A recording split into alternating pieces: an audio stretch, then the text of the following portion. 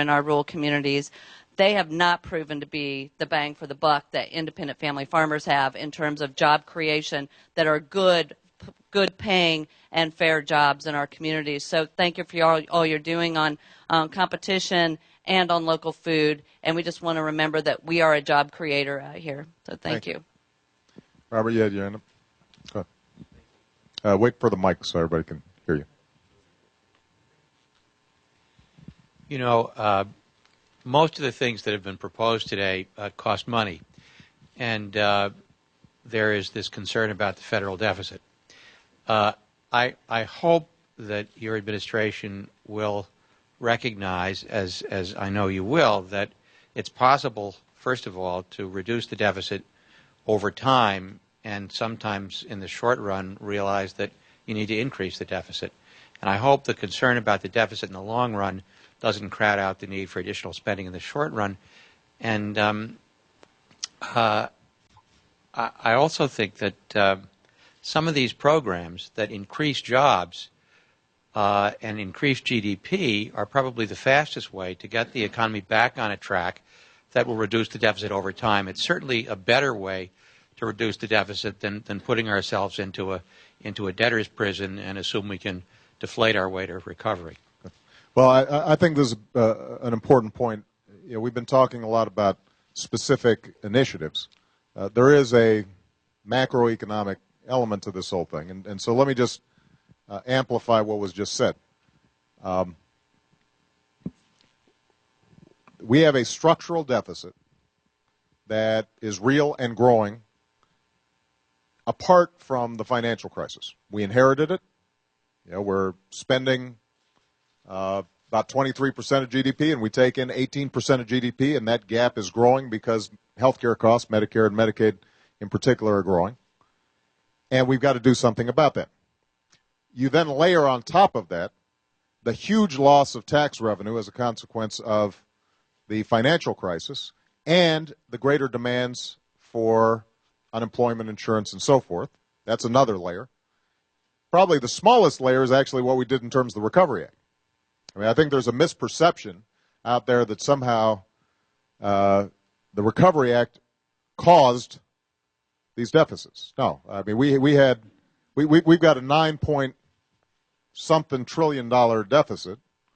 Maybe $1 trillion of it can be attributed to both the Recovery Act as well as the cleanup work that we had to do in terms of the banks. It turns out actually TARP, as wildly unpopular as it has been much cheaper than any of us anticipated. So that's not what's contributing to the deficit. We've got a long-term structural deficit that is primarily being driven by healthcare costs and our long-term entitlement programs. All right, so that's the baseline. Now, if we can't grow our economy, then it is going to be that much harder for us to reduce the deficit. The single most important thing we could do right now for deficit reduction is to spark strong economic growth, which means that people who've got jobs are paying taxes and businesses that are making profits have taxes, are paying taxes. That's the most important thing we can do. We understand that in this administration. That's not always the dialogue that's going on out there in public, and we're going to have to do a better job of educating the public on that. The last thing we would want to do in the midst of what is a weak recovery is us to essentially take more money out of the system, either by raising taxes or by drastically slashing spending. And frankly, because state and local governments generally don't have the capacity to engage in deficit spending, some of that obligation falls on the federal government. Having said that, what is also true is that unless businesses and global capital markets have some sense that we've got to plan medium and long term to get the deficit down, it's hard for us to be credible, and that also could be counterproductive. So we've got about as difficult an economic play as is possible, which is to press the accelerator in terms of job growth, but then know when to apply the brakes in the out years and do that credibly. We are trying to strike that balance, but we're going to need help from all of you who oftentimes are more credible than politicians in delivering that message because we want to leverage whatever public dollars are spent, and we are under no illusion that somehow the federal government can spend its way out of this recession. But it is absolutely true that any of the ideas that have been mentioned here are still going to require some public dollars, and those are actually good investments to make right now. Okay. How much time do we have? Just want to make sure I'm not in. Huh?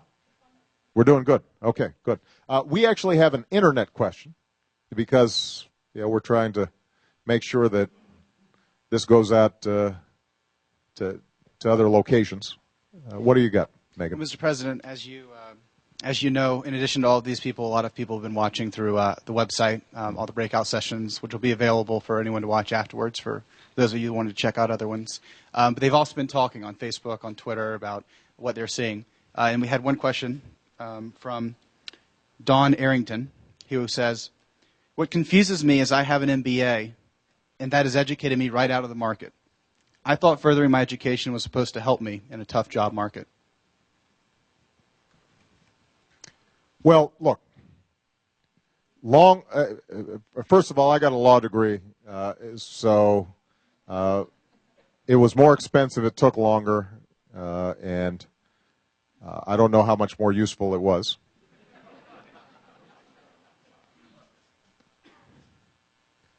But that email, I think, is indicative of what a lot of people are feeling out there.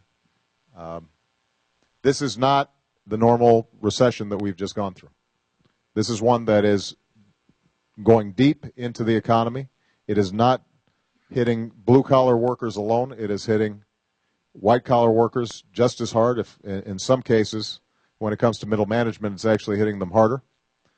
A lot of people who expected to always be able to find a job are finding the job market really tight. I guess what I'd say is, number one, we know long-term that more education means more opportunity for the individual, greater income for the individual. That is not decreasing, that is actually increasing. The gap between higher education and somebody with a high school education. And in a knowledge-based economy, that's not going away. So as frustrating as it may be for the college grad or the MBA, the fact of the matter is you are still going to be much better off than if you didn't have that education, short-term as well as long-term.